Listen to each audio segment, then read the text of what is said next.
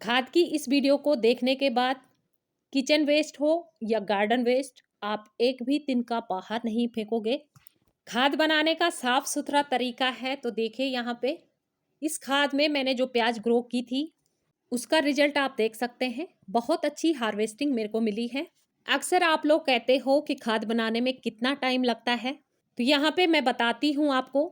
जितना टाइम इस प्याज को ग्रो होने में लगेगा उतना ही टाइम हमारी खाद बनने में भी लगेगा। अब इस बैग में जो खाद मिली है हमें, उसमें मिले हैं हमें आलू। ये देख सकते हैं आप, 3 से 4 आलू मैंने इस बैग में लगा लिए थे। तो खाद तो मिलेगी, साथ साथ में आप देख सकते हैं ऑर्गेनिक आलू भी हमें मिल गया है। अब यहाँ पे एक छोटे से ये कार्डबोर्ड का डिब्बा है, इसमें मैंने धनिया ग्रो किया है, इसमें भी खाद बन रही है। तो पूरी सर्दियों भर मिली मुझे इससे हरी धनिया, जो कि मैंने 2 से 3 बार हार्वेस्ट की। नमस्कार दोस्तों, स्वागत करती हूँ आपका नई वीडियो नई जानकारी में। इस वीडियो को वॉच करने के बाद ना तो आपके पास कभी खाद की कमी होगी और ना ही मिट्टी की। तो बहुत अच्छा समाधान लेके आई हूँ किस तरह से हमने गार्डन वेस्ट और किचन वेस्ट से खाद तैयार करनी है। साथ ही साथ खाद तैयार होने में जो हमें टाइम लगता है और हमें इंतजार करना पड़ता है, उसकी भी टेंशन यहाँ पे ख़त्म हो जाती है। तो प्लीज़ दोस्तों, आप वीडियो में अंत तक बने रहिए।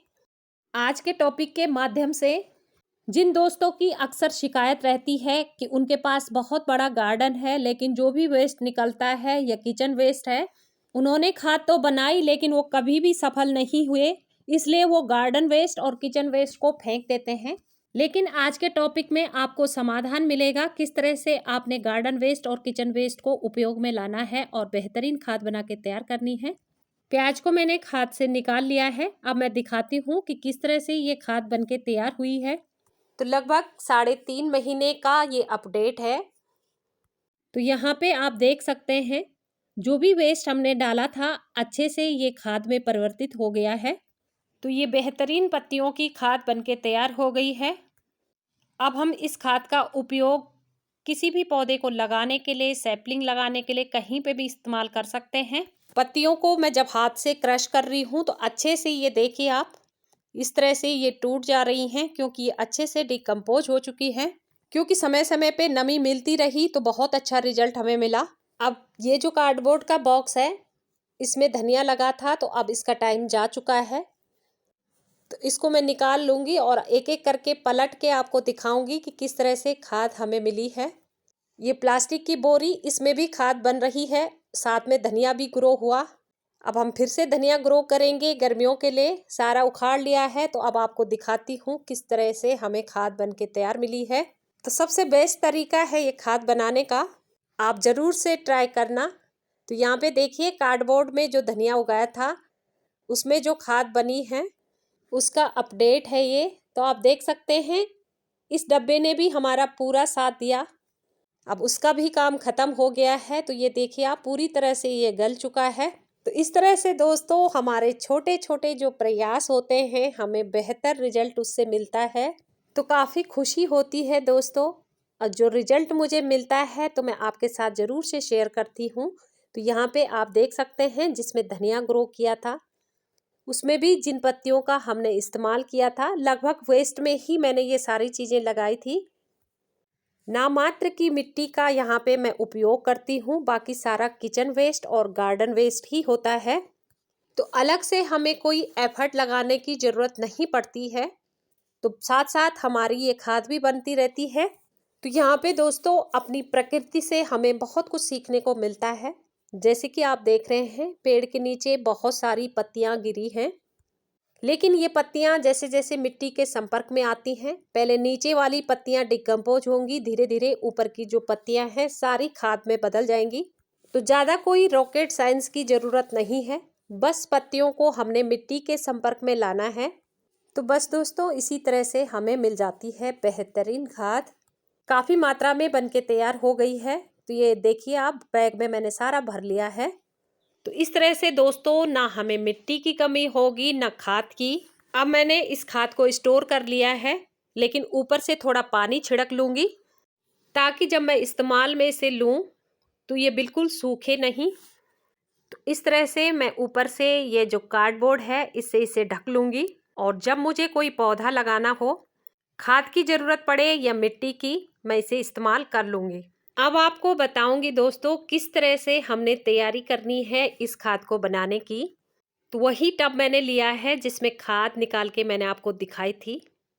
तो इसमें मैंने पहले से ही होल कर लिए हैं ताकि अच्छी तरह से ऑक्सीजन लेवल बना रहे। अब हम इस्तेमाल करेंगे यहाँ पे सूखी पत्तियाँ, जो कि मुझे अपने गार्डन से ही मिल जाती हैं। जब कोई बेल सूखती है, किसी भी पौधे की पत्तियाँ गिरती हैं, सीजनल प्लांट्स होते हैं हमारे, या कोई भी सब्जी हमने ग्रो कर रखी है, उसके बाद सूखने के बाद पत्तियाँ हैं, जो भी उनकी डंडियाँ हैं, मैं कुछ भी नहीं फेंकती हूँ। इस तरह से बैग में भर के रख देती हूँ, अपने आप ही वो सूख जाते हैं। तो आप यहाँ पे देख सकते हैं एक एक दिन का हमने संभाल के रखा है, क्योंकि हमारे गार्डन में और किचन में ही पौधों के लिए खजाना छुपा है, इसीलिए शायद इसे काला सोना कहते हैं। पहली लेयर में मैंने पत्तियां भर ली हैं। तो उसके बाद आपने जो खाद बना के तैयार की है, एक लेयर आप उसकी डालेंगे। अगर आपके पास नहीं है तो आप नॉर्मल मिट्टी का भी यहाँ पे इस्तेमाल कर सकते हैं। एक लेयर मिट्टी और खाद की डालने के बाद आपने लेना है किचन वेस्ट। किचन वेस्ट में आपने ध्यान रखना है दोस्तों, अच्छी तरह से आपने इसको सुखा लेना है। 3 से 4 दिन तक आप धूप में छोड़ेंगे तो ये अच्छी तरह से सूख जाएगा। उसके बाद ही आपने इसका इस्तेमाल यहाँ पे करना है। हमने ताज़ा फल सब्जियों के छिलके नहीं लेने हैं, तो इस बात का आप ज़रूर ध्यान रखें। तो एक लेयर हमने ये किचन वेस्ट की यहाँ पे अच्छी तरह से आप देख सकते हैं, ये मैंने डाल दी है। उसके बाद फिर से हम लेंगे मिट्टी। आप मिट्टी भी ले सकते हैं या आपके पास पत्तियों की खाद है, जैसे कि मैंने पहले बोला था। अब फिर से टब को भरने के लिए जो भी गार्डन वेस्ट हमारे पास है उसको फिर से डालेंगे। इस बैग में मैंने सेम चना को हार्वेस्ट करने के बाद उसके जितने भी पौधे थे इसमें भर दिए थे। तो आप देख सकते हैं कितनी अच्छी तरह से ये कम से कम हाफ डिकम्पोज हो चुके हैं। तो यहाँ पे बहुत ही अच्छा इस्तेमाल इसका हो जाता है। अब दोस्तों इतना ही हमने इसको भरना है। ऊपर से लेयर को कंप्लीट करने के लिए आपने मिट्टी और खाद को बराबर मात्रा में मिला लेना है। आपके पास जो खाद है उस खाद का इस्तेमाल आप कर सकते हैं। तो इस बैग में मैंने मिट्टी और गोबर की खाद को बराबर मात्रा में मिलाया है, तो इसका इस्तेमाल मैं यहाँ पे करूँगी। तो इस तरह से दोस्तों कोई भी ग्रो बैग का इस्तेमाल आप कर सकते हैं। टब है आपके पास, बकेट, तो इस तरह से आप फिल कीजिए। तो नामात्र की मिट्टी का इस्तेमाल हमने यहाँ पे किया है। तो इस तरह से भर के दोस्तों अच्छी तरह से आपने इसे दबाना है ताकि अच्छे से सारी चीज़ें नीचे को दब जाएं। तो इस तरह से मिट्टी और खाद की लेयर से कंप्लीट करने के बाद हमने इसमें पानी देना है अच्छी तरह से, ताकि हमने जो भी वेस्ट भरा है अच्छी से इससे नमी मिल जाए। यहाँ पे दोस्तों एक बात का आपने ध्यान रखना है, पानी डालने के बाद लगभग 5 से 6 दिन के लिए आप ऐसे ही इसे छोड़ दीजिए, ताकि जो वेस्ट हमने डाला है अच्छे से नीचे को दब जाएगा। उसके बाद हम इसमें लगाएंगे अदरक। तो मैंने 1 दिन के लिए इसे छोड़ा। अब यहाँ पे मेरे पास है ये अंकुरित अदरक, तो मैं इस टब में लगा लूँगी। तो इस तरीके से दोस्तों आप देख सकते हैं हमने इस टब को भरा वेस्ट से, बहुत कम मिट्टी का इस्तेमाल करके। ना तो हमें मिट्टी की ज़रूरत पड़ी, ना तो हमें खाद की, और रिजल्ट तो मैंने पहले ही आपके साथ शेयर कर दिए। जो हमें टब में प्याज मिले उसके बाद जो हमें खाद मिली। इसी तरह से जब ये अदरक ग्रो होगा, जब तक अदरक ग्रो होगा तो हमारी खाद भी बन के तैयार हो जाएगी। अब एक लेयर ऊपर से मैं मिट्टी की छिड़क लूँगी। अभी अदरक को अंकुरित होने में 1 महीने का वक्त लगेगा, तब तक ये सारा वेस्ट अच्छी तरह से नीचे को दब जाएगा और धीरे धीरे खाद में भी विघटित होने लगेगा। इस खाद को बनाने के लिए नमी की आवश्यकता होती है, और जब हमने इसमें कुछ पौधा ग्रो कर लिया या सब्जी हमने ग्रो कर ली तो अक्सर हम इसे पानी देते रहेंगे ताकि बराबर इसे नमी मिलती रहेगी। खाद के ऊपर आपने इस तरह के पौधे लगाने हैं, जैसे कि ये सीजनल हैं। मैंने प्याज लगाया था तो प्याज की जड़ों को बनते बनते टाइम लगा, तो उसमें जो ये खाद थी धीरे धीरे डिकम्पोज होने लगती है और हमारी जो प्याज की पौध थी उसको नुकसान नहीं हुआ। तो इसलिए आप कोई भी हरे पत्तेदार सब्जियां अगर आप पौधा लगाना चाहते हैं तो कोई भी हार्डी प्लांट जैसे गेंदा हो गया ये कोई ऐसे पौधे लगाएं जिससे कि नुकसान आपके पौधों को ना हो, क्योंकि जब ये खाद बनती है तो काफ़ी हीट निकलती है उससे।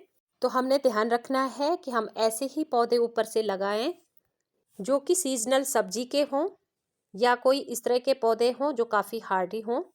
इन छोटी छोटी बातों का आप ध्यान रखिए दोस्तों। इस तरीके से आप खाद बनाइए, बहुत अच्छा रिजल्ट आपको मिलेगा। ना तो आपके पास मिट्टी की कमी होगी और ना खाद की। तो आज के टॉपिक को देती हूँ यहीं पे विराम। वीडियो अच्छी लगी तो लाइक करना, चैनल में पहली बार विजिट किए हैं तो सब्सक्राइब जरूर कर लेना। कोई कन्फ्यूज़न आपको हो तो कमेंट करना। इसी के साथ दोस्तों मिलते हैं अगले टॉपिक के साथ। तब तक के लिए thank you so much. Happy gardening.